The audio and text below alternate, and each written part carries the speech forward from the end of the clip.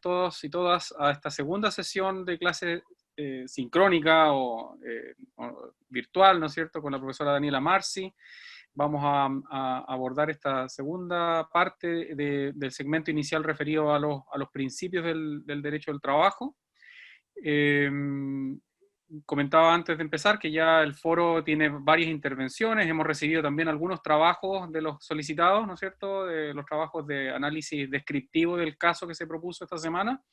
Así que los que todavía están ahí dándole vuelta o tienen algunas dudas, los animo a que vayan presentando sus preguntas o derechamente los trabajos.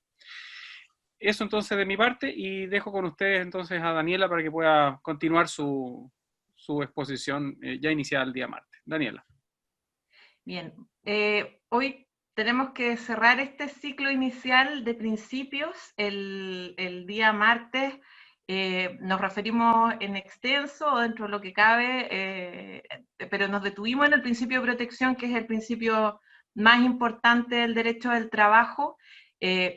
Lo pusimos en relación con otros principios que también son invocados en los tribunales, que como hablamos de la buena fe, pero algo parecido sucede, por ejemplo, con la teoría de los actos propios. O sea, estos choques de principios disciplinares que son aplicados por los tribunales, conocer de dónde vienen, por qué algunos principios son completamente opuestos a las lógicas del derecho del trabajo y por qué entonces el derecho del trabajo está muy enraizado en sus propios principios, pero algo, además, lo vimos a propósito de nuevas formas de contratación o incluso surgimiento de actividades que son trabajo en el sentido de actividades que se hacen para la sobrevivencia, como es paradigmáticamente el caso Uber, pero vimos que si lo pensábamos en relación con otros casos, como el de los empaquetadores, tienen elementos comunes, plantear que estamos ante un momento en que hay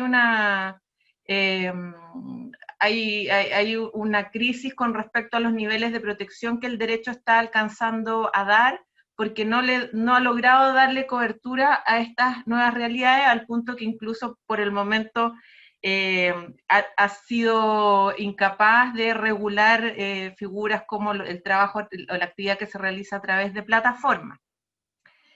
Y al final de la sesión mencionamos un caso que era el del teléfono celular que una trabajadora decidió no recibir a propósito de cuestiones vinculadas a la incorporación de la tecnología en la actividad laboral. Y en esta sesión quiero que analicemos el principio de estabilidad laboral, también como una manifestación de la protección, pero como un principio que tiene un espacio propio y que incluso es tan relevante que algunos, por ejemplo, algunos tratadistas italianos decían, el derecho del trabajo en realidad es el derecho del despido, porque los derechos se activan cuando el trabajador es despedido. Es ahí el momento que está dispuesto a actuar en tribunales, ejercer derechos de todo tipo, y entonces el derecho al trabajo está muy lamentablemente vinculado a esta idea de la estabilidad laboral y también del quiebre del contrato. Fíjense que también marca un paso del momento en que a principios del siglo XX los civilistas que se interesaban por cuestiones vinculadas a las llamadas cuestiones sociales y decían, sí, acá hay un fenómeno nuevo, en realidad el derecho civil no nos alcanza para satisfacer, o sea, en realidad las herramientas jurídicas no nos dan para esta realidad nueva, se enfrentaban a una mentalidad que es muy importante en el derecho en general, que es la idea de la igualdad entre las partes, y que se trataba de dos sujetos libres, y entonces, a tal punto, la mentalidad era esa que se decía, el despido tiene que ser libre, porque si no, esto afectaría la libertad, o sea, sería someter o vincular a una persona a la fuerza a otra, y eso va en contra del ideal o el ideario de la Revolución Francesa. Pero hasta ese punto andaban perdidos los juristas, por eso es que uno puede animarse y decir, quizás nosotros estamos un poco perdidos ahora, pero eso pasa cuando hay fenómenos que son muy nuevos, porque también se dieron cuenta que la libertad, así entendida, no tenía ningún sentido para el contratante que era débil en la realidad en términos económicos, sociales e incluso políticos. y entonces empiezan a construir normativas en que se protege el acto del despido. Por ejemplo, las primeras cuestiones que surgen es la obligación de dar aviso, una cosa tan simple como esa, pero que antes no existía. Otra cuestión que a veces, hace unos años sonaba como muy académica para un curso de Derecho del Trabajo, de una cuestión como muy superada por el tiempo, pero que yo pienso que hoy es mejor entendida que en otras épocas. Por ejemplo, en el caso de Alemania, Alemania entendió muy tempranamente que la regulación del trabajo, y eso conecta un poco con lo que estaba planteando Alberto al inicio, esta no es el mero cruce entre alguien que ofrece trabajo y alguien que quiere eh, trabajar. Y no es un problema entre privados. Y en esto, y eso también explica por qué algunas regulaciones hasta el día de hoy son muy protectoras, eh, tenía que ver con el orden social, el orden público y el orden social. Entonces los estados deciden intervenir no solo por razones de la protección y la dignidad de los trabajadores, sino que veían que ahí estaba en juego la paz social. Yo pienso que esto hoy se entiende perfecto, que el trabajo no es simplemente un problema privado de oferta y demanda de trabajo, sino que estamos también hablando de el orden y la paz social. Algunos dicen ese otro de los grandes problemas que ha traído el derecho del trabajo, en el sentido de que cuando existían ideales revolucionarios, dijeron con el derecho del trabajo se apaciguó todo, pero hay que reconocer que tiene esa función. Si hay un buen orden laboral, probablemente va a tener mayores niveles de estabilidad. Y entonces reguló tempranamente la forma de poner término a los contratos, detectó rápidamente la importancia de seleccionar el tipo de trabajadores, si es que se iban a poner término a muchos contratos, que se hicieran procedimientos, se exigieran causales. Y en esa época también, a propósito que en las próximas sesiones vamos a hablar de género, por ejemplo, se prefería despedir a las mujeres que a los hombres, en el entendido que los hombres eran el principal proveedor de la familia y, por ejemplo, y que las mujeres trabajaban de manera más accesoria. Esa era una idea que existía en ese momento, pero en el sentido de buscar que fueran los menos perjuicios sociales cuando se pone término a un contrato.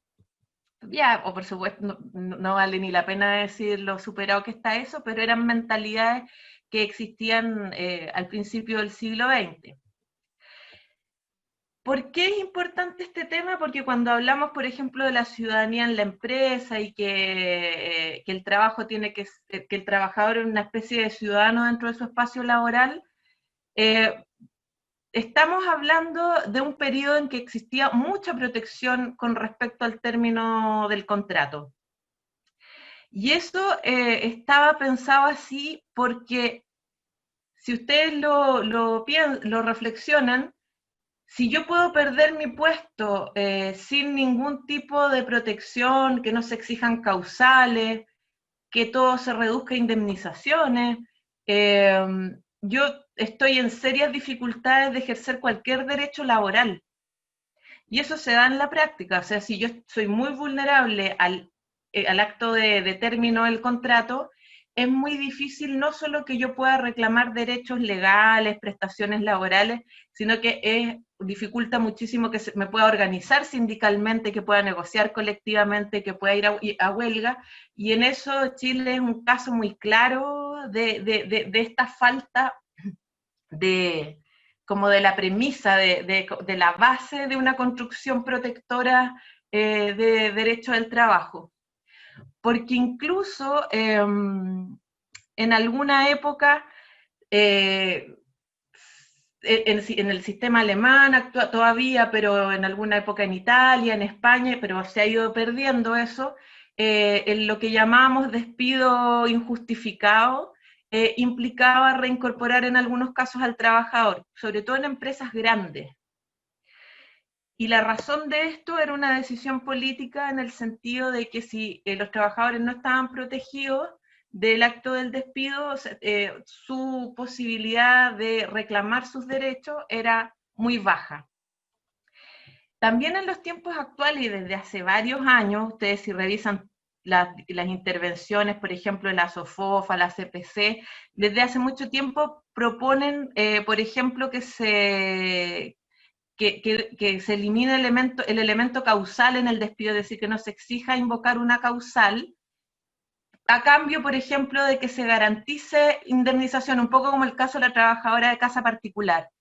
Yo te puedo despedir y no es necesario que yo te exhiba una justificación, pero lo que yo te aseguro es una indemnización con un tope de años. Me acuerdo que el 2016, con la reforma al derecho sindical, lo que se proponía era, por ejemplo, que hasta el 4.º año el trabajador tuviera asegurado que por la razón que sea que lo despidan, se fuera con indemnización.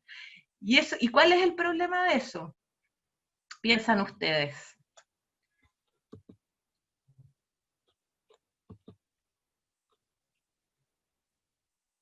Porque incluso ustedes me podrían decir, pero si eso existe en la práctica.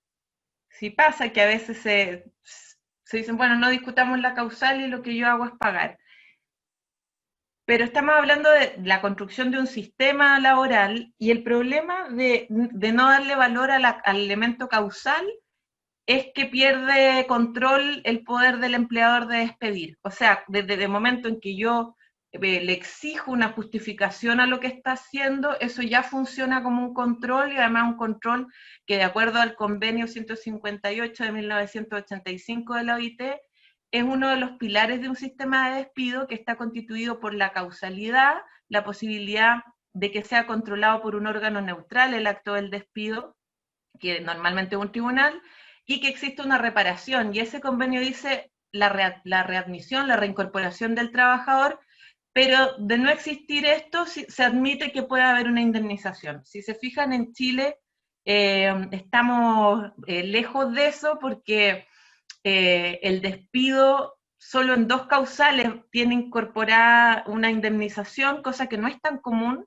en otros ordenamientos, sobre todo porque se mejoran por negociación colectiva, cosa que no ocurre tanto en Chile. Y lo otro es lo que tiene que ver con los derechos fundamentales de los trabajadores, porque en otros sistemas se considera que si un despido es lesivo de derechos fundamentales, solo por un efecto jurídico, no puede ser sino calificado como acto nulo, porque se entiende que es un acto contrario a la Constitución. Y si es nulo, la única medida que puede tener un juez a la mano es dejar sin efecto las consecuencias de ese acto lesivo, y si el despido se produjo con lesión de algún derecho fundamental, ese despido tiene que anularse y reincorporarse el trabajador. Lo que da lugar a sistemas bien rígidos, porque es verdad que dependiendo sobre todo de las posibilidades que existan en cada país de contratarse en otro puesto, un trabajador puede no estar interesado en que lo reincorporen en un trabajo en que fue despedido de mala manera, pero también, y eso se vio en países que tuvieron crisis económicas importantes en Europa Occidental, los trabajadores, habiendo escasez de trabajo, sí pueden estar interesados en que en volver a sus puestos de trabajo más allá del problema que hayan tenido.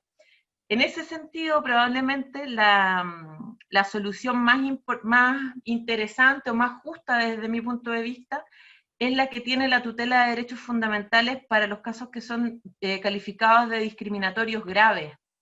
Porque quien gana el juicio decide si quiere volver o ser indemnizado. Y eso a mí me parece que es una cuestión muy correcta desde el punto de vista de que la elección está en quien ganó el juicio.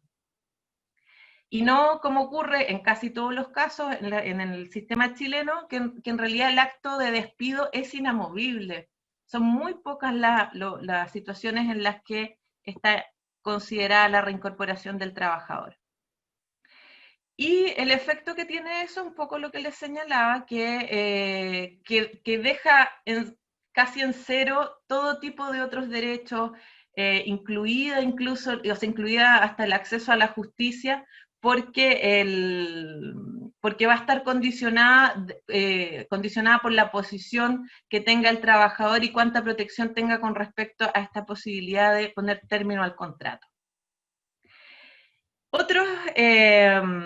Otras cuestiones vinculadas también a la idea de ciudadanía en la empresa, que ustedes la van a tratar seguramente cuando tengan derechos fundamentales, tiene que ver con la no monetarización de los derechos, y en eso nosotros conocemos de cerca lo que es esta idea, que es que las infracciones o el cometer actos ilícitos tengan una tarifa, es decir, yo sé cuánto tengo que pagar de acuerdo al tipo de infracción que cometo. En cambio, la reincorporación tiene este otro efecto que es reparar en el sentido de eliminar aquellas consecuencias de un acto, en este caso, vulneratorio de derechos fundamentales.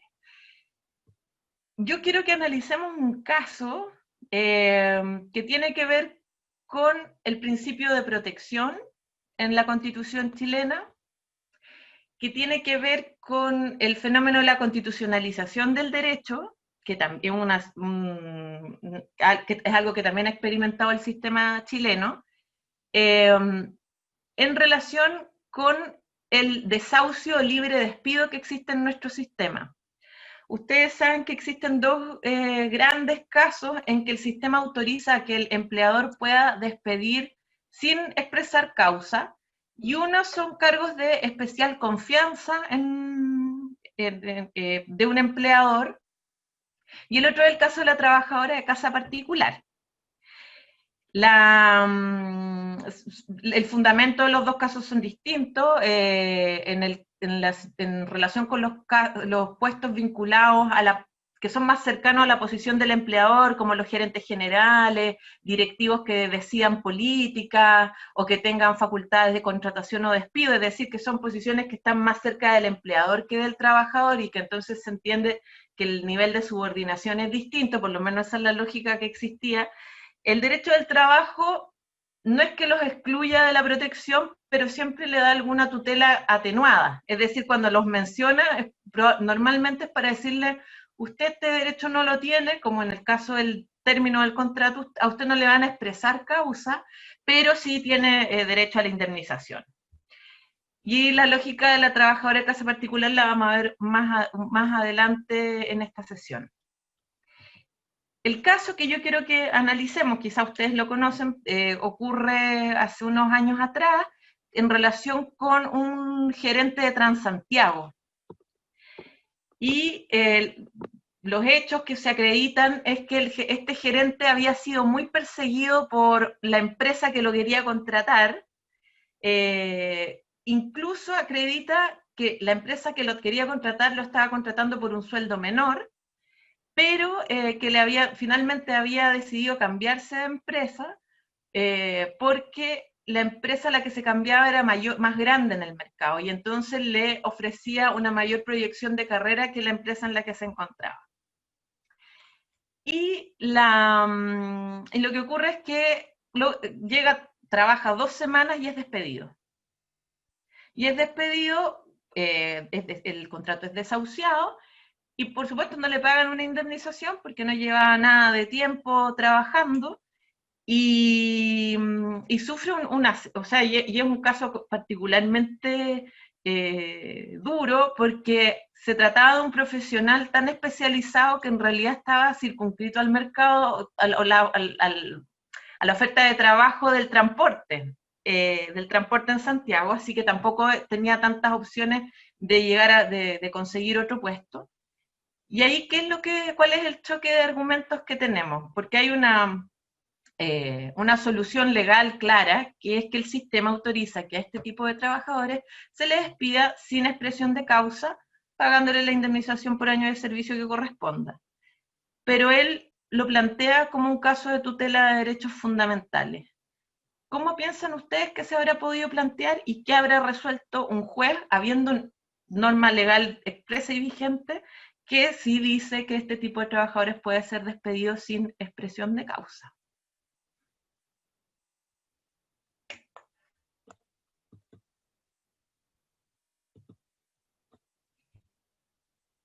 Este caso es la sentencia T66 del 2013 del segundo juzgado de letras del trabajo de Santiago.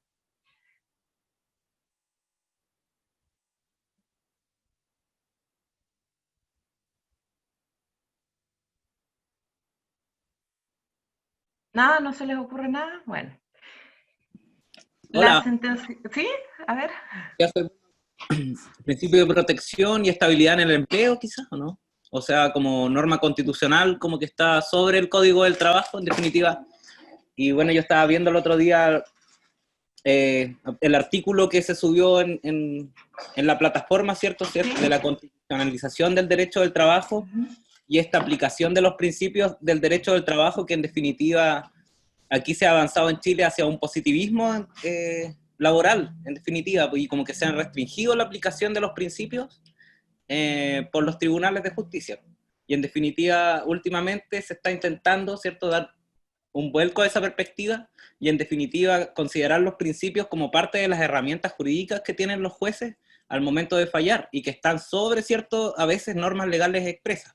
O sea, podríamos llegar a concluir, ¿cierto?, que aunque haya una norma que diga expresamente que no es necesario expresar la causal, esa norma sería prácticamente inconstitucional, ya que no estaría respetando los principios del derecho del trabajo, que son prácticamente de la naturaleza misma del derecho al trabajo, y por lo cual esa norma nunca debería haber sido escrita o nunca debería haber existido, o si existe, puede ser pasada por alto en la aplicación de estos principios que son de mayor supremacía.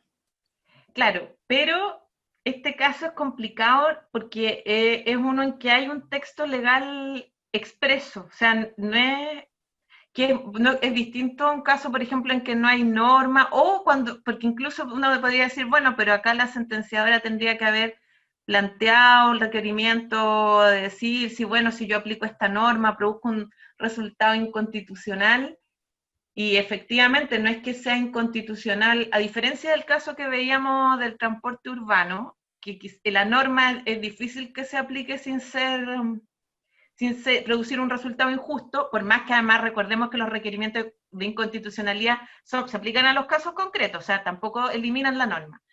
Pero acá la sentenciadora hace algo distinto y dice que o sea, que ella tiene que dar tutela por las características del caso.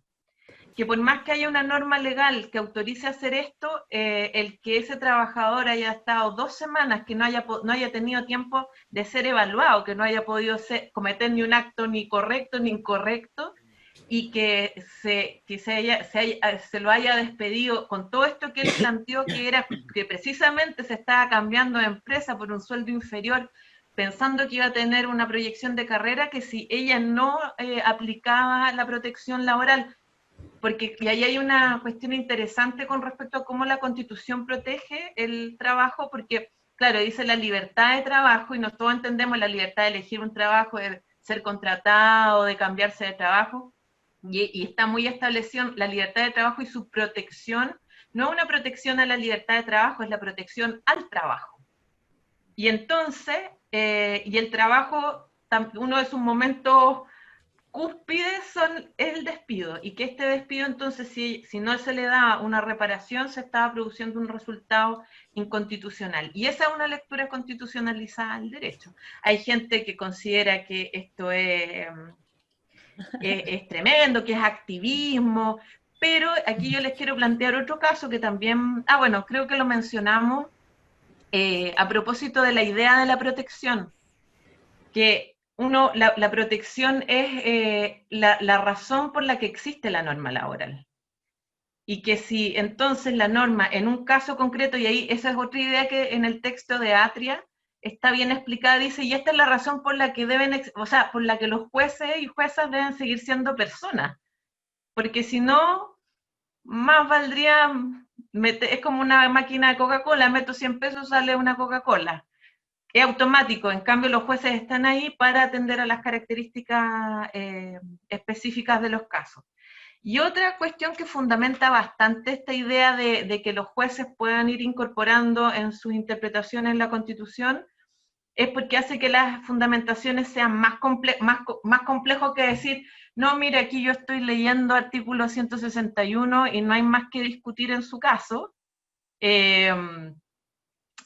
Que es esto de que la judicatura se legitima solo a través de la calidad de sus sentencias, porque efectivamente la gran diferencia entre los parlamentarios y los jueces, cuando dicen, bueno, pero usted cuando deja sin efecto una ley que nosotros hemos aprobado, se está cargando a la democracia por su propia decisión, y lo que se contesta ante eso es que en realidad los jueces, como no tienen legitimidad por voto, lo único que tienen que ofrecer es la calidad de sus sentencias. Esas son discusiones, bueno, que son las discusiones que están detrás de muchas de las noticias que nosotros leemos a propósito de trabajo y de otros temas también. El tema de lo que se llama el activismo judicial y lo que los tribunales hacen a propósito de estar incorporando este tipo de interpretaciones.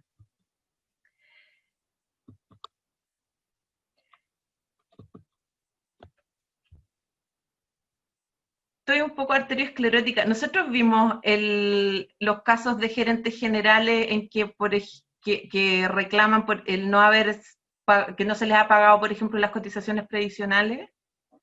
¿No lo vimos ya? No. Es que ese es el caso principal del texto de Atria y que tiene que ver con protección. Endorf. Ah, sí. Ese texto sirve, que se refiere a otra cosa, que es el caso que analizaba la situación de un gerente que reclamaba que no se le había escriturado su contrato y quería que se le aplicara el artículo 9, la presunción de que el contrato se había celebrado de acuerdo a las cláusulas que el trabajador decía. Y ese caso ayuda y entrega argumentos para resolver cuando vemos situaciones que nos parece que hay algún resultado injusto.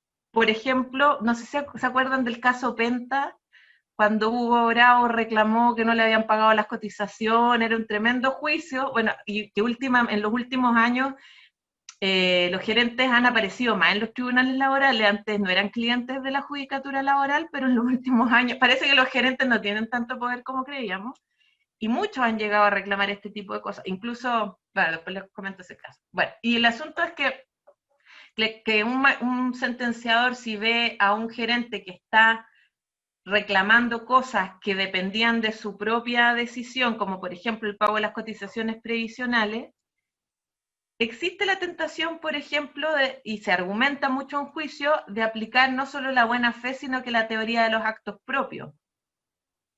Que es una exigencia ética de decir que uno tiene que tener cierta coherencia con respecto a lo que ha hecho antes y lo que pide después. ¿Cuál es el problema desde el punto de vista de los principios de la teoría de los actos propios? ¿Con qué principio del derecho laboral está en un choque completo? Quizás con el estudio prooperario, porque igual se le está dando... A ver, tenemos que pensar que el trabajador está en una posición de desventaja, entonces no podemos decirle en el fondo que se está aprovechando de su propia... a ver, ¿cómo explicarlo? Que puede haber mala fe de su parte en el fondo, si finalmente... puede ser que también al estar en una posición de desventaja tiene que soportar finalmente este tipo de situaciones. Igual tiene un empleador, en el fondo. O sea, para empezar con respecto a este tipo de cosas, la ley no hace distingo. La ley no dice que los gerentes tendrán menos aplicación de los principios que otros trabajadores. Lo importante está dado por el caso concreto, porque, claro, si yo digo que tengo que ser consecuente con un acto anterior mío, ¿quiénes estarían en tremendas dificultades, por ejemplo, para reclamar tutela laboral? Y esto se argumenta en tribunales. Si yo emití boletas y son mis boletas... El problema sería en ese sentido en todos los trabajadores que trabajaban honorarios y eventualmente no tenían relación laboral escriturada. Y por otra parte, en cuanto a principios, también el principio de protección al trabajador, porque tal como mencionaba Pamela, la legislación laboral entiende la posición de asimetría existente en el trabajador y el empleador, por lo que eventualmente entender la aplicación de la doctrina de los actos propios implicaría como base de esta la igualdad de partes. Esto que la judicatura laboral, por su misma naturaleza, no ocurre. Claro, y entonces por eso es que la teoría de los actos propios, los laboralistas decimos, sáquela sáquela de este tribunal. Y por eso existe otro principio, además, que refuerza todo esto, que es la irrenunciabilidad de los derechos, y en definitiva el orden público laboral es toda una construcción para sacar la voluntad subordinada del trabajador y que se puedan negociar estas cosas. Entonces, si hablamos de la teoría de los actos propios, inmediatamente casi dejamos de hablar de derecho al trabajo, pero subsiste el problema de este caso, en que si yo a un tribunal le demuestro que ese trabajador es el que se tenía que pagar las cotizaciones, o él el trabajador encargado de escriturar los contratos, y si no se lo escrituró, eran conductas que dependían de él, en que él no era un subordinado en relación con esas acciones que reclama. Lo que plantea ese artículo de Atria, que más bien tiene que ver con la función judicial, es que cae el principio fundante de la disciplina. Si yo logro acreditar que no hay subordinación en la realidad, que no había nada de subordinación, cae la razón por la que esa norma existe. Pero entonces, y eso es una solución mejor que empezar a incorporar principios y teorías civiles, porque en definitiva nos quedamos en el ámbito laboral, que es decir, claro, si yo demuestro que es verdad que esa decisión dependía de quién está alegando y no había una asimetría ni subordinación de su parte, entonces la norma laboral no se creó para esa situación. Bien, eso como un primer caso para analizar. Otro caso que me parece interesante, que tiene que ver con las necesidades de la empresa, y con otros temas que hablamos el martes, que es la automatización, la introducción de tecnología en las empresas. Hace un año atrás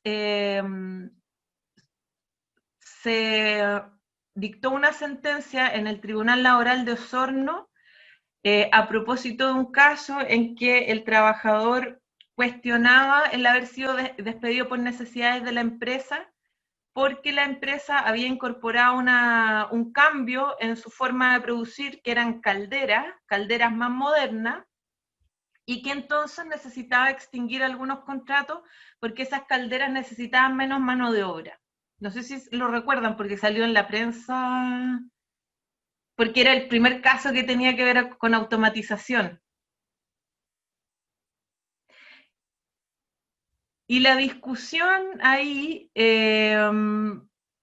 tenía que ver con la automatización cumple con el requisito de las necesidades de la empresa de ser objetivo, de ser una circunstancia que no depende de la voluntad de empleador y trabajador.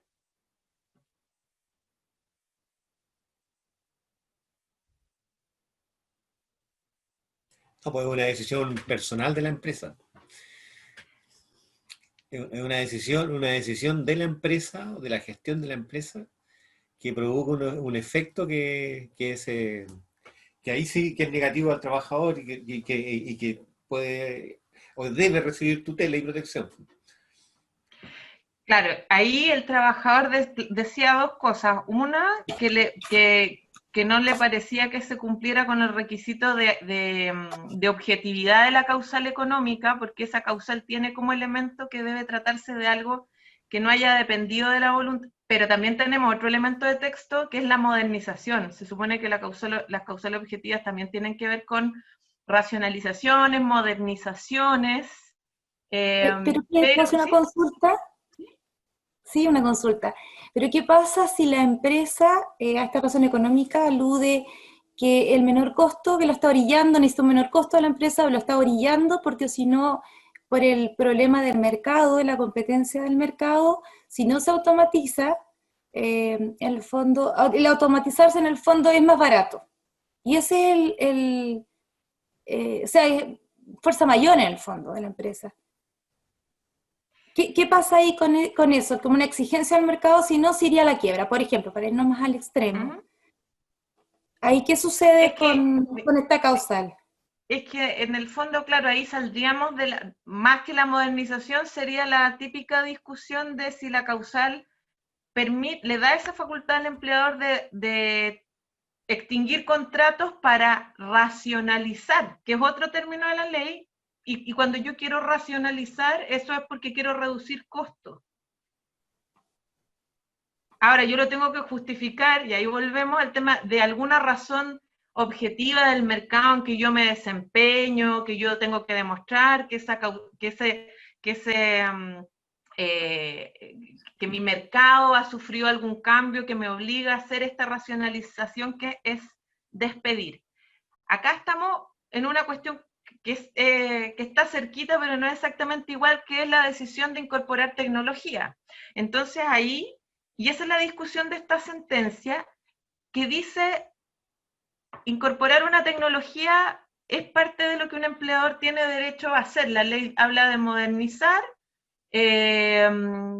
son decisiones que pertenecen al empleador, y el trabajador además planteaba otra cosa, decía, bueno, ¿y por qué me eligieron a mí y no a mis otros dos o tres compañeros que trabajaban? ¿Por qué yo y no mis otros compañeros que tenían, en todo caso eran trabajadores muy parecidos, con el mismo número de años, con el mismo tipo de desempeño? O sea, ¿por qué yo no y los otros? Los otros se quedaron. Y la sentencia del juzgado de letras de Osorno dice que se cumple con los requisitos de la causal, que la empresa puede incorporar tecnología, que demostró que le sobraba un trabajador que no iba a reemplazar, o sea, que de verdad ya no necesitaba ese contrato. Y bueno, y plantea, ¿qué piensan ustedes que hace con respecto a esta alegación de por qué el trabajador despedido y no sus compañeros? Porque ahí sí hay...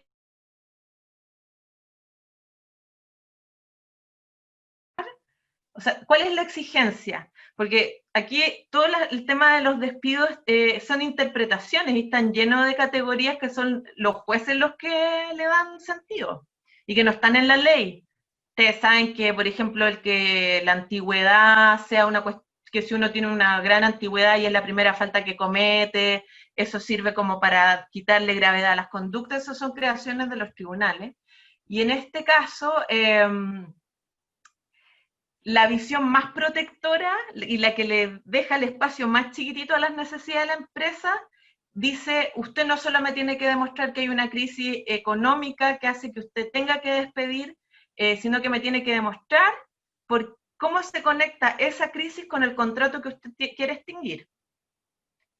Y esa es una alta exigencia, porque no es exactamente decir, yo a usted lo autorizo a reducir costos por la vía del despido. Usted me tiene que demostrar que esos despidos están conectados con la crisis económica. Si usted me dice que lo que tiene es un problema que subió el mercado del cacao y usted produce chocolate, no me queda claro por qué va a despedir a su jardinero, por poner un ejemplo.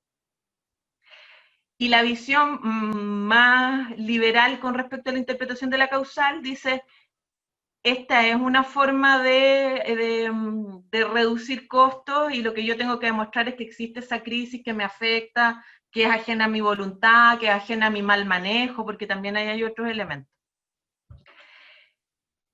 Y lo que dice la sentenciadora con respecto a por qué él y no los otros, dice eso no está en la causal y eventualmente lo tendría que haber planteado en una tutela de derechos fundamentales, pero no aquí. Pero la causal no exige que esté vinculada la causal al contrato que se extingue, pero no que yo tenga que explicar si son, por qué un contrato y no el otro.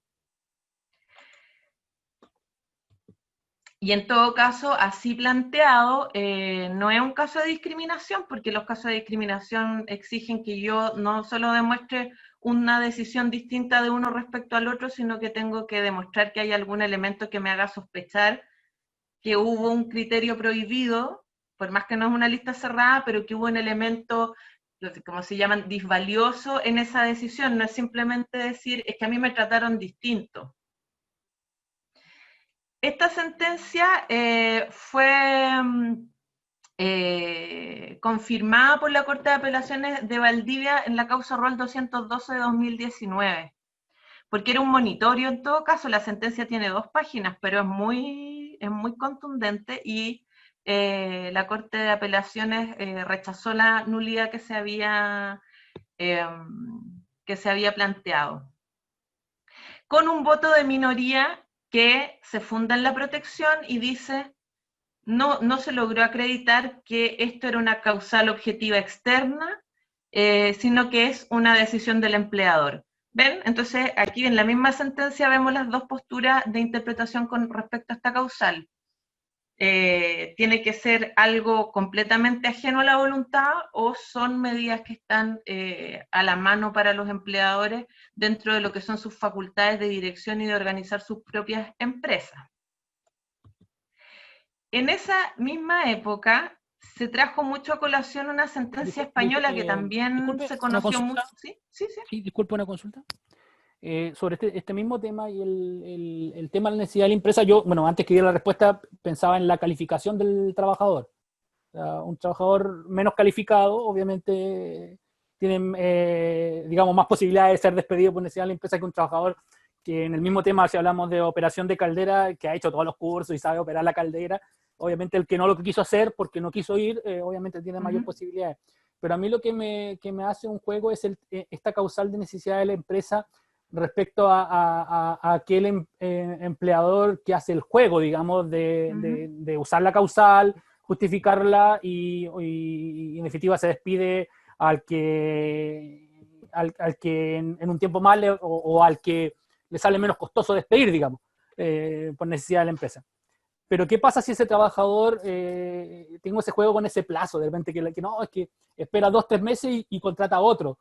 Y no sé, ya no es el encargado de la caldera, ahora es no sé, en el mismo caso, es no sé, pongamos el otro nombre del encargado de la caldera. Y en definitiva defino sus funciones y al final yo miro las dos y son bastante parecidas entre el encargado de caldera y contrato a otro, obviamente con menos remuneración y que se da mucho en esta causal de necesidad de la empresa que el empleador haga ese juego, digamos, despido al que sale menos costoso o despido al que en 2 o 3 años va a salir más caro y después contrato a los 3, 4, a los 6 meses incluso, otra persona con otro nombre, digamos, con otro vocablo técnico y le asigno las mismas funciones. Claro, es que ahí estás amarrado a los plazos de caducidad de la acción. Es que a eso es lo que me refiero. Sí, ¿qué eso hacemos ahí, digamos? eso es así. No, Claro. Si te reemplazan pasados los 60, 90 días, las tutelas tienen estos mismos plazos, Sí. no hay mucho que hacer, pero pero en relación con la discusión de, por ejemplo, si el caso ya fuera que despidieron al que salía más barato, tú puedes plantear una tutela porque tú podrías decir que se despidió al trabajador más joven porque era un trabajador que salía más barato. No te digo que sea un gran caso porque primero no es un factor que esté en el artículo 2, pero tú podrías buscarle que ahí ya no es como era en este caso, porque este caso daba la impresión que realmente eran muy parecidos todos los trabajadores, tenían más o menos la misma antigüedad, costaban lo mismo, entonces en el fondo la empresa tenía que elegir a uno. Y no era claro que hubiese habido una intención específica de perjudicar a este trabajador, sino que tanto le valía a uno como el otro y a alguno había que despedir. Pero si, por ejemplo, tú ya ves que despides al más joven, eso existe jurisprudencia que habla de discriminación si es que yo opto porque se trata de un trabajador más joven que me sale más barato que otro. Es un caso súper complejo porque el tema de la edad, en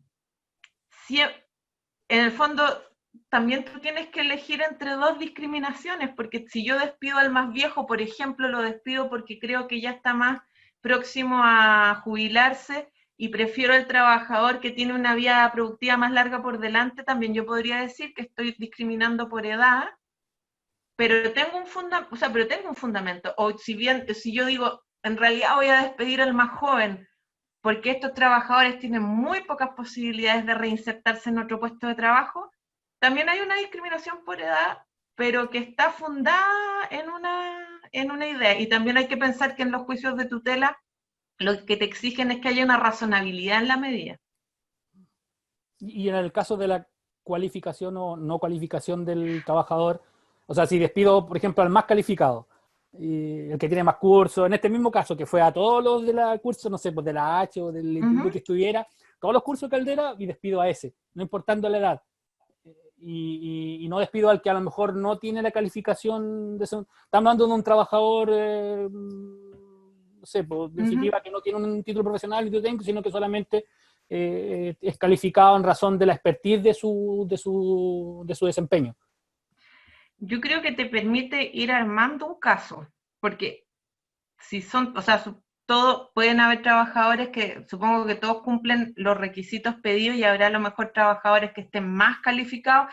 Ese tema también es complicado porque tienen que ser calificaciones que digan directa relación con la tarea que se ejerce, por ejemplo. Pero si yo soy el trabajador más calificado, el que ha salido mejor evaluado todos los años, el que tiene más experiencia, eso me permite, yo diría, ir armando una sospecha de que fui a lo mejor despedido por alguna razón oculta, pero por sí mismo no me queda claro que pudiera fundamentar lo que requiere una tutela, por ejemplo. Gracias, gracias. La otra sentencia que yo les quería comentar, pero que es una sentencia española, en materia también de lo que ellos llaman, o sea, lo que serían nuestras necesidades de la empresa, el juez toma un camino muy distinto, que es ante el caso de una trabajadora que llevaba 13 años como administrativa de una empresa de turismo, y en febrero del 2019 la empresa implementa un programa que permite planificar y gestionar los recursos de todas las áreas de la empresa e incorpora aplicaciones en determinados módulos.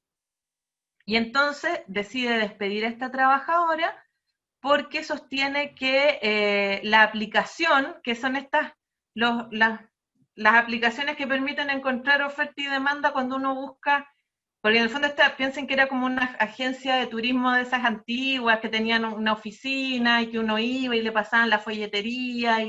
Y ahora lo que se hace desde hace bastante tiempo es que uno busca sus viajes y son aplicaciones las que te buscan los vuelos, los paquetes turísticos con los hoteles, etcétera.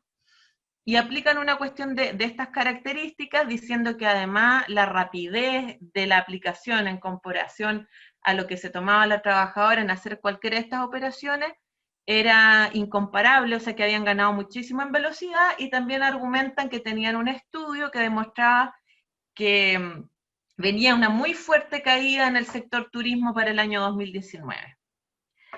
Ni sabíamos cuál era la caída que iba a haber en definitiva en ese momento, y ellos plantean esto, y el juez tiene muchas, considerando en que aplica la Constitución española, que no habla de protección al trabajo, pero habla del derecho al trabajo, que es la fórmula más común en las constituciones, y hace varios distingos. Dice, primero, aquí no estamos hablando de robotización, acá no hubo una robotización porque no estamos cambiando a una persona por un robot, estamos cambiando a una persona por un bot, dice, por un algoritmo. Y eso es algo que no puede ser ajeno a esta magistratura, porque en la Constitución española está regulado el derecho al trabajo, y no puede ser que un contrato se extinga, que una persona pierda un contrato de trabajo a cambio de una tecnología, y que eso no reciba ningún tipo de protección desde el punto de vista del derecho del trabajo. Yo no sé qué opinan ustedes de ese razonamiento, o sea, que dice, esto no estamos hablando de un cambio en el fondo, el argumento como más llamativo de la sentencia dice, aquí no estamos cambiando una caldera, por decir, relacionarlo con el caso anterior, por una caldera más moderna. Acá lo que eliminamos fue a una persona para ser reemplazada por una máquina.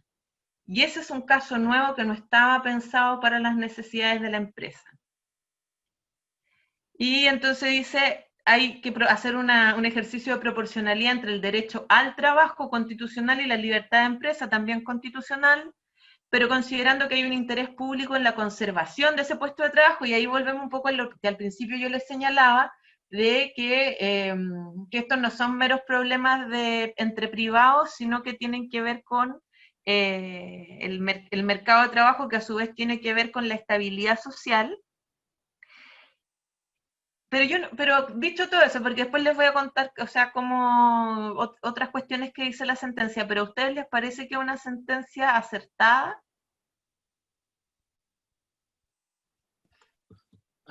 Hola, ¿Sí? a mí me parece muy, muy acertada y yo creo que el juez es muy visionario en el sentido de lo que va a suceder con el derecho del trabajo de aquí, no sé, a 20, 30 años más, que tiene que ver con la automatización, la robotización, con la inteligencia artificial y en definitiva, ¿qué va a pasar con el trabajo en el futuro? O sea, probablemente el futuro o el trabajo va a tener que ser replanteado en cómo lo concebimos hoy en día. Probablemente, bueno, hay muchos escritos sobre lo que va a ser la abolición del trabajo. Hay muchos filósofos como que han escrito sobre eso, qué va a pasar con los trabajadores, o sea, qué va a pasar con el ser humano cuando haya suficiente tecnología como para reemplazar toda la mano de obra, en definitiva. Y en ese sentido, las constituciones y como el principio de protección del trabajo va a tener que ser, yo creo, mucho más rígido en el sentido de no tomar estas decisiones tan a la rápida, privilegiando lo económico por sobre lo humano, en definitiva, y la protección del trabajo y también incluyéndolo como con el derecho a la vida y el derecho, no sé, a la integridad física en el sentido amplio de la integridad emocional, la protección de la familia. Yo creo que van a ser, o sea, paradigmas o decisiones que van a tener que ser tomadas como pensando en el bien común general, ¿cierto? Por sobre los intereses económicos. Yo creo que a mí me parece un fallo acertado. ¿Alguien Como opina para otra sentar la cosa? base para el futuro. ¿Alguien tiene una opinión distinta? Ya, entonces yo voy a ser de abogado del diablo. Esta sentencia tiene problemas en el sentido, uno podría plantearle objeciones, primero porque ese tipo de regulación depende más del legislador, no es el juez el que tiene que corregir la ley, y el argumento de que el cambio de una persona, o sea, de una persona por tecnología, y que no es un cambio de un medio de la máquina, a ver, ¿cómo podemos decirlo? De cualquier tecnología que va avanzando y yo voy incorporando un modelo mejor, es un poco retórico, porque incluso si pensamos en el caso de las calderas, la caldera en definitiva reemplazó a un trabajador. Entonces, si la tecnología hace eso, cuando pasamos de la costurera a la máquina de coser, reemplazamos, eso siempre ha sido así. Entonces, ahí el juez está haciendo algo súper arriesgado, que es decir, y bueno, yo me voy a tomar esto y voy a resolver una cosa que probablemente dependa más del legislador.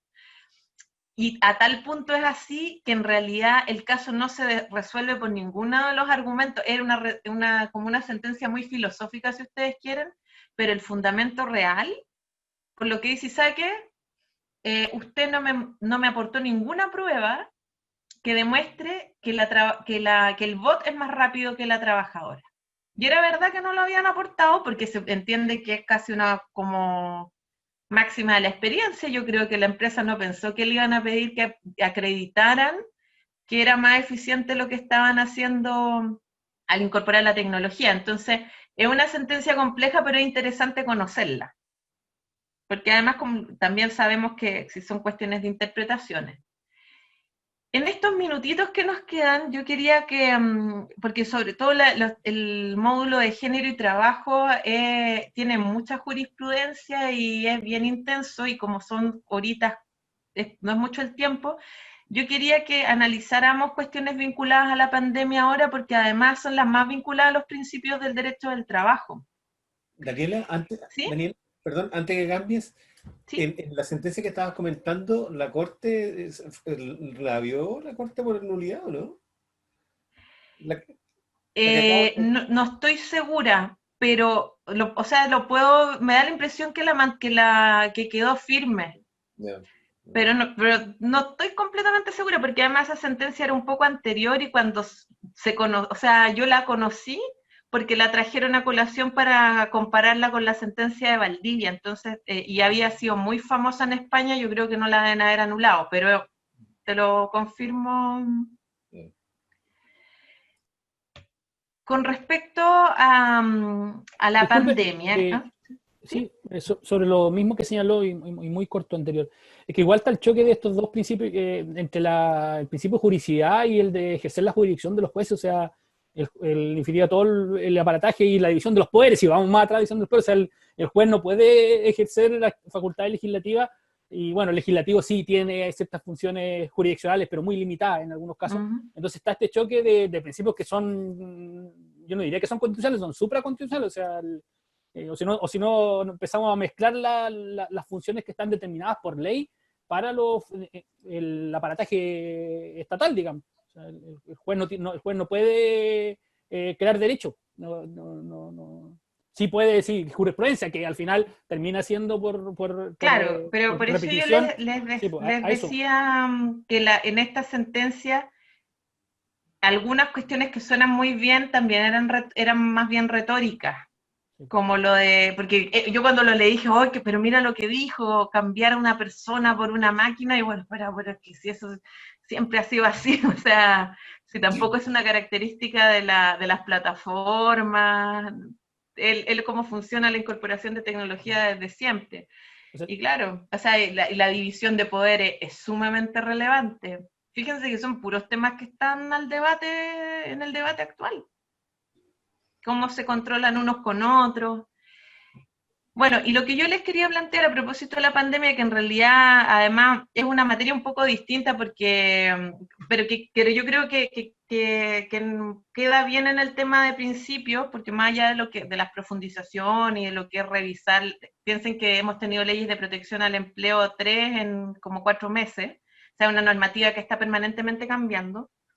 A mí lo que me interesaba plantearles a propósito de los principios es que el caso de Chile es llamativo porque lo hemos podido comparar con otros países y hay una cuestión bien sintomática en que nuestra discusión en marzo, ¿con qué parte? Cuando los trabajadores dejaron de poder ir a sus puestos de trabajo, ¿qué es lo que primero se discutió? ¿Qué causal de despido? Y que es la que se analizó en los 3 dictámenes que se suceden uno a otro de la Dirección del Trabajo. ¿Fuerza mayor? ¿Necesidad de la empresa? Caso fortuito, fuerza mayor. ¿Y qué es el caso fortuito, fuerza mayor? Es una institución civil. Es una institución civil que es tan civil que tiene una lógica contraria a la del derecho del trabajo porque hace que el riesgo de la empresa lo cargue el trabajador. Efectivamente, nosotros tenemos el artículo 159, número 4, que establece esta causal, pero la jurisprudencia la había ido reduciendo también a su mínima expresión, porque tenía este elemento de hacer cargar un hecho imprevisible, imprevisible, insuperable, y hay un que se me está olvidando. Irresistible, que yo no hay nada que pudiera haber hecho, que lo cargue el trabajador porque en definitiva me voy sin indemnización, ¿cierto? Y a través de los dictámenes, que lo interesante también es pensar que no lo cuestionamos ni para el terremoto del 2010, no lo cuestionamos el mismo criterio que se aplicó en el dictamen del estallido social, que era decir, bueno, si usted no puede ir a trabajar por un caso fortuito fuerza mayor, usted no trabaja pero no recibe remuneración. Y esa discusión no se produjo así, yo diría que en ningún otro país, que es partir hablando como de esta cosa que es una incrustación del derecho civil, porque en definitiva la mayoría de los países lo que se hizo fue mirar inmediatamente al Estado. Y volvemos, el Estado es un actor relevante para el derecho al trabajo, que en el fondo es como, ¿qué vamos a hacer con esto? ¿O qué vas a hacer con esto? Porque en definitiva también había un resultado injusto, porque además estábamos no ante un terremoto, un incendio, estábamos ante una crisis global, o sea que era más imprevisible, más irresistible, imposible, o sea, sí tiene esas características mucho más acusadas que en otros casos, pero en realidad la respuesta tenía que venir del Estado porque tampoco las empresas podían seguir pagando sin producir y sin recibir trabajo, y los trabajadores tampoco podían quedar sin ningún tipo de protección. Y eso me parece interesante como un punto a reflexionar, y también pensando en qué es lo que vamos a hacer con la futura Constitución, que es cómo se protege el trabajo y cómo se protege el no trabajo. Las protecciones que yo voy a recibir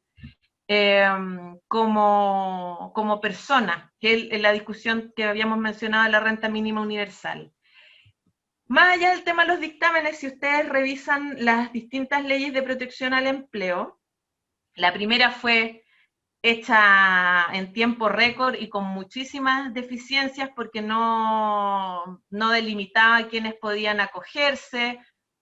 Después dijeron que ellos estaban a la buena fe de la empresa, entonces empezaron a surgir casos de empresas que ni siquiera habían parado por acto de autoridad, casos de empresas que no habían recibido ningún perjuicio. A mí me encanta el caso del sindicato de futbolistas que planteó, y como tienen acceso a los medios de comunicación, y decían, ¿y cuál es el perjuicio de estos que no están ni organizando partidos y reciben completo sus derechos de transmisión, que es la base de su... O sea, gente, porque uno decía, los supermercados, las farmacias no pueden decir que estén perjudicados, y algunos estaban acogiéndose a la ley de protección a la empresa. Entonces la primera ley tenía todo tipo de problemas. La segunda intentó corregir la idea de quiénes podían acceder. Y bueno, y estamos a la espera que la próxima semana seguramente va a estar en vigencia la tercera ley, y que son manifestaciones que en todo caso respondan a esta idea de que es el Estado el que nos tiene que proteger. Y ahí yo les quería plantear otra cosa que también tiene que ver con los grandes temas del momento, que es un poco porque cuando uno dice el Estado tiene que intervenir, también pensando el Estado tiene que poner recursos, el Estado tiene que reemplazar las remuneraciones que no se están ganando. Y ahí yo diría que ha pasado un poco desapercibido, o quizás un tanto injustamente tratado, es la figura del seguro de desempleo. ¿Puedo aportar algo? Sí. Mira, yo trabajo en una empresa privada y nosotros tenemos 40 trabajadores en la casa con sueldo íntegro desde marzo. No pusimos ninguna ley de protección porque somos una empresa productiva. Y ellos son crónicos, personas con bebés, qué sé yo, que no tenían con quién dejar los hijos. Se escucha muy bajito. Se escucha súper mal. Sí. Se escucha mal, es que estoy en Quillón, en Chiloé. Entonces nosotros tenemos 40 trabajadores en la casa con el sueldo íntegro. ¿Me entiendes? Entonces yo creo que igual va un poco en la voluntad de la empresa, porque es un costo que nosotros estamos asumiendo hace 6 meses, porque nosotros trabajamos con mucha gente que es antigua, entonces ellos no tenían la culpa de no recibir sueldo, o acogerse a un seguro donde iban a perder, no sé, la mitad del sueldo, gente que tiene familia, y nosotros lo hemos llevado hasta el momento, y siendo que igual tiene un reclamo de la gente que trabaja, que dice, escucha, yo le hago el sueldo, y la gente no es muy empática o piensa en el lugar del otro. Pero lo hemos llevado hasta el minuto y ha resultado bien. Esperando igual que pase, ojalá este año la pandemia. Y ahí estamos, como entiendes, pero el gobierno no nos acusimos ninguna ley porque tampoco te protege nada. O sea, o despides la gente, o lo mandas para la casa sin sueldo. Y ahí yo creo que igual va el tema del empleador, o sea, en la cabeza, digamos. Claro, pero como el derecho no puede depender del sentido ético, porque realmente lo que tú estás contando, primero que requiere que tengan, los recursos, y que puede que muchas empresas lo tengan, pero si tú dejas de producir, es difícil que tú le puedas exigir algo, tú privado, hazte cargo de esto. Claro, pero nosotros no somos una empresa grande, o sea, no somos una empresa gigante, ni con apoyo de nada, ¿me entiendes? Igual la producción que nosotros bajó, ¿no? Pero yo sé que no se puede legislar ni nada, pero yo creo que igual dan la voluntad o la buena fe, como es.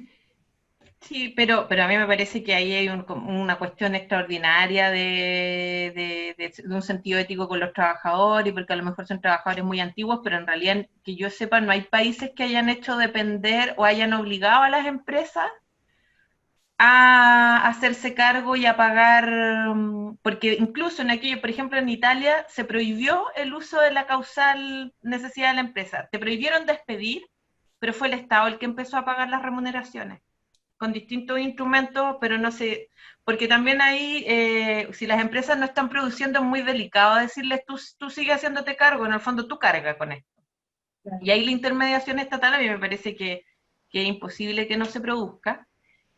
Y lo que yo les quería comentar a propósito del seguro de desempleo, que eso no se ha considerado mucho, pero ahora yo creo que sí lo van a mirar a propósito de en qué va a ir a parar el sistema de AFP y de qué manera se va a cambiar, que es que este seguro de desempleo que se incorpora al sistema el 2002 tiene un rasgo de solidaridad.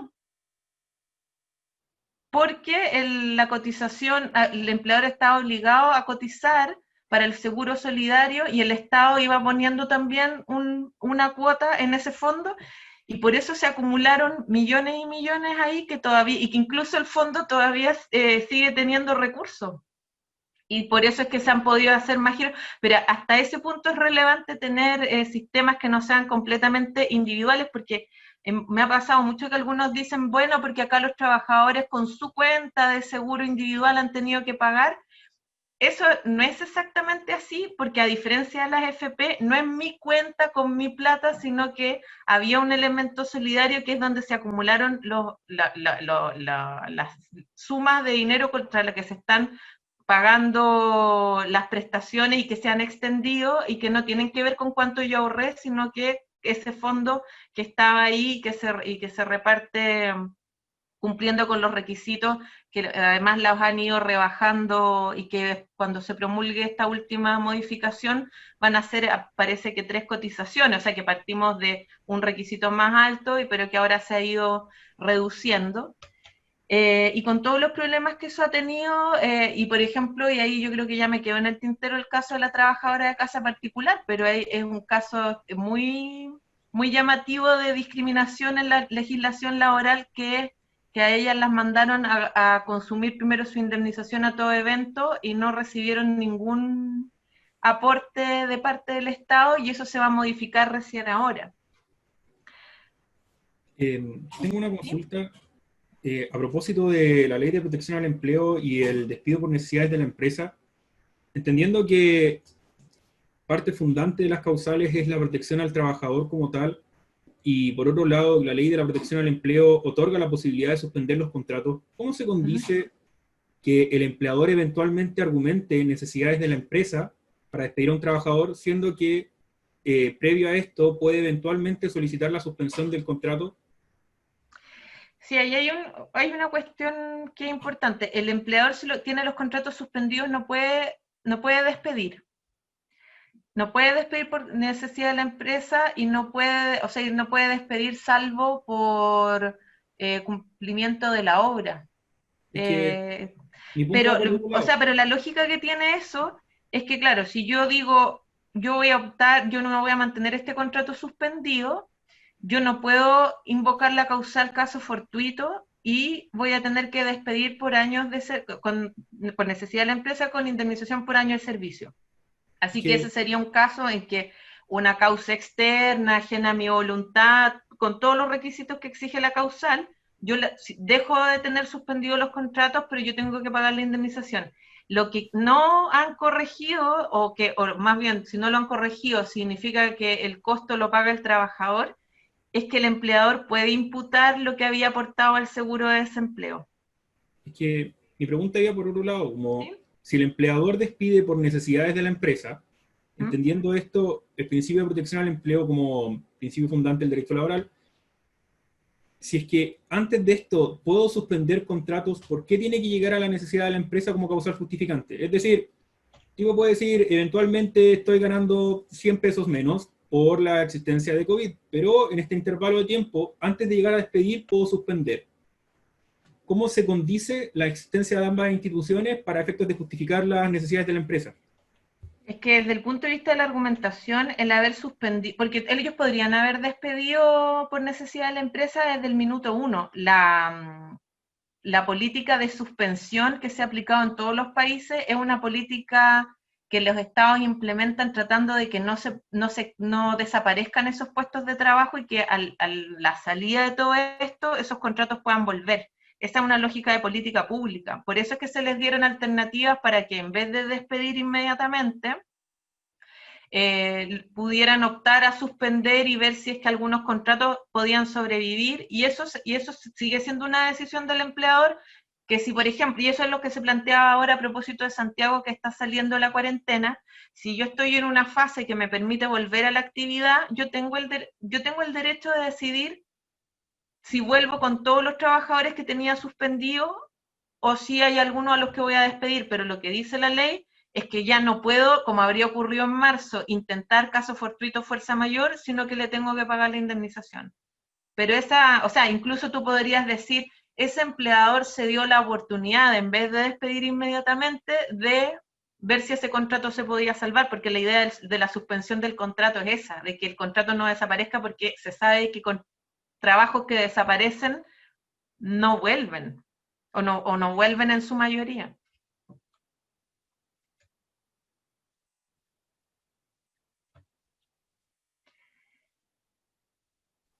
¿Alguna otra consulta, cosa que quieran Sí, comentar? yo tengo una consulta, pero es un poco apuntando al material que entregaste y ¿Ya? ese conflicto entre los principios y la positivización de los derechos, y en el contexto actual en que estamos respecto a una discusión de una convención constituyente. Si tú tienes alguna idea o propuesta de cómo debería quedar consagrado tal vez las referencias constitucionales respecto al derecho laboral, o lo dejarías tal cual como está, ¿cuál es tu visión al respecto, o una propuesta que crees que podría ser un avance en esta materia para que quede consagrado constitucionalmente algo? Sí, yo pienso que la protección es una buena fórmula, incluso puede ser mejor que el derecho al trabajo, porque el derecho al trabajo finalmente terminó haciéndose muy equivalente a la protección contra el despido, y no esta idea de que el trabajo tiene que ser protegido desde que yo voy a buscar el trabajo a todo lo que me pasa durante la vigencia del contrato y hasta el término del contrato. Las constituciones no tienen que, tienen que decir las cosas centrales, y en este caso yo creo que la protección es un buen término que podría a lo mejor reforzarse, porque como dice, viene al lado de una libertad, que las libertades son las típicas expresiones de nuestra constitución, que se hiciera una declaración más potente de protección al trabajo, como algunas constituciones que dicen esta república se funda en el trabajo. O sea, hay cosas que se pueden decir mejor o con más fuerza. Se tiene que modificar todo lo vinculado a la libertad sindical, pero yo pienso que otra parte tiene que ver con la protección a las personas por ser ciudadanos, sobre todo en lo que dice relación con los trabajadores privados, porque es muy difícil pensar que el trabajo privado va a sufrir un cambio positivo en los próximos años. Entonces pensar que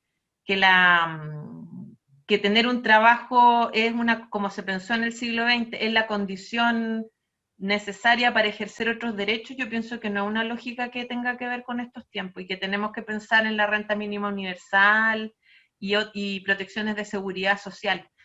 Porque el trabajo privado, yo creo que otro gran tema es lo que va a pasar con el trabajo público. Ahí yo creo que el sector público va a pasar a ser clave en el futuro. Y por esta misma idea de que el Estado nos va, a diferencia de lo que podríamos haber pensado hasta hace poco, como que algunos decían el Estado está por desaparecer, yo creo que la pandemia quedó claro que el Estado es un marco clave de protección. Todos los países miraron al Estado. No miraron al derecho internacional, miraron a sus estados para ver tú cómo me vas a proteger en términos sanitarios, económicos. Así que yo pienso que esas son las discusiones, más allá así como decir, mira, yo lo pondría exactamente así. Yo creo que hay que reforzar la idea del trabajo, pero también hay que buscar otras herramientas, porque el trabajo que se produce es de mala calidad, y el legislador no está en buen pie para tratar de modificar lo que la economía está haciendo de esta manera.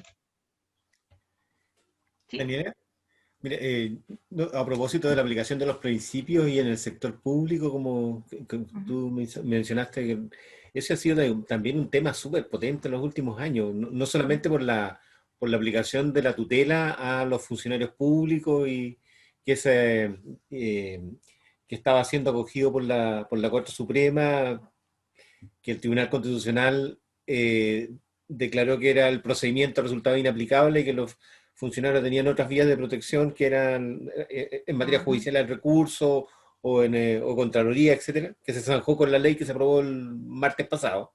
Sí. Pero también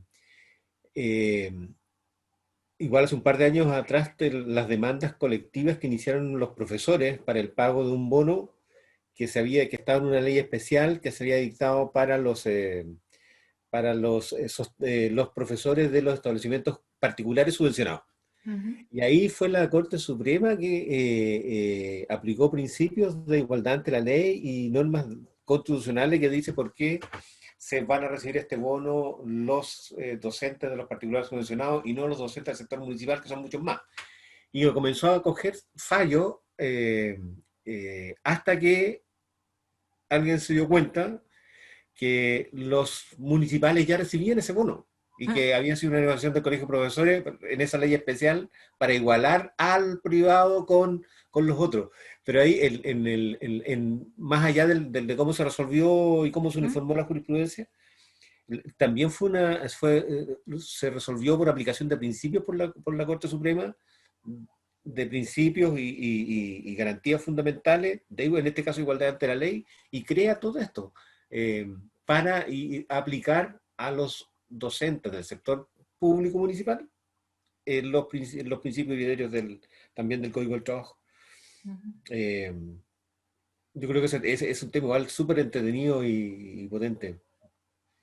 Sí, es un buen caso porque además tiene que ver con darle un tratamiento distinto a personas que tienen en definitiva un mismo empleador, o sea, tienen distintos estatutos, pero no, o sea, no eres sector privado, sino que dependes del Estado y estás recibiendo un tratamiento. Pero y ahí vemos que ese es un gran y complejo tema porque está lleno de normas que crean un montón de especificidades dependiendo de dónde trabajo yo, y seguro que supongo que lo habrán tratado también como una cuestión de no discriminación, de igualdad ante la ley, y entonces claro, y ahí vemos que los principios definen decisiones en materia laboral. Claro, y en todas esas cuestiones, evidentemente en una eventual nueva constitución, todas estas cosas no se puede rigidizar porque, bueno, sabemos que es imposible meterse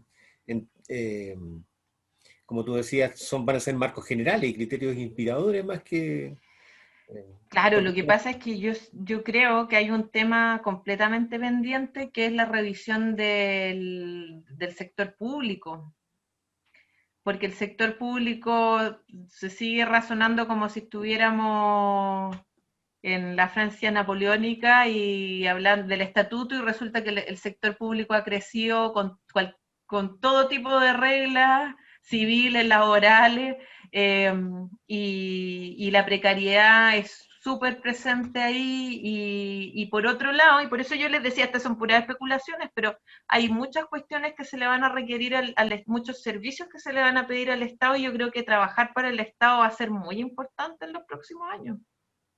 Y definir cuál es el estatuto que corresponde, considerando que ahí no solo es un interés entre privados, sino que hay intereses porque afectan derechos fundamentales de los ciudadanos. Es una lógica que no es exactamente igual. Un poco como para redondear, piensen que el derecho del trabajo, quizás ya se lo dije también, el derecho del trabajo en el siglo XX dice, hay 3 sectores que no son mi público.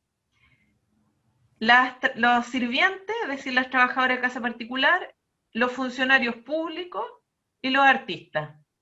Y si ustedes lo piensan, bueno, el sector público no tiene, es más, tenía más protección que la mera ley laboral, pero los artistas y las trabajadoras de casa particular siguen siendo como unos parientes pobres porque no estaban insertos en el ámbito de la empresa. Y al día de hoy sigue siendo igual, y claro, y el Estado recibía un tratamiento distinto y que se suponía que tenía que ser más protector porque no estábamos hablando de una actividad hecha para rentar, sino que una actividad que está hecha para dar servicios públicos. Entonces, claro, si tiene diferencias importantes a las que atender. Lo que pasa es que sería muy hipócrita decir, basta, no sé, mirar cómo funciona el Sename para decir acá los servicios se prestan de cualquier manera. Y con cualquier tipo de vinculación, o sea, ahí los contratos honorarios campean. Sí. Bien, creo que voy a intervenir para ir cerrando, ya estamos pasado el tiempo y la discusión está súper entretenida. Les recuerdo que mañana el foro se reactiva con algunas preguntas relacionadas precisamente con los temas que hemos venido discutiendo, y algunas de esas preguntas se las vamos a traspasar a Daniel a ver si nos puede hacer algunos comentarios por email y los subimos al foro. Recuerden también que hay un trabajo de análisis descriptivo de un caso que tiene que estar, ojalá, subido a la plataforma el día domingo, hasta el día domingo, ojalá antes, para que el domingo no tengan que trabajar, ¿no es cierto?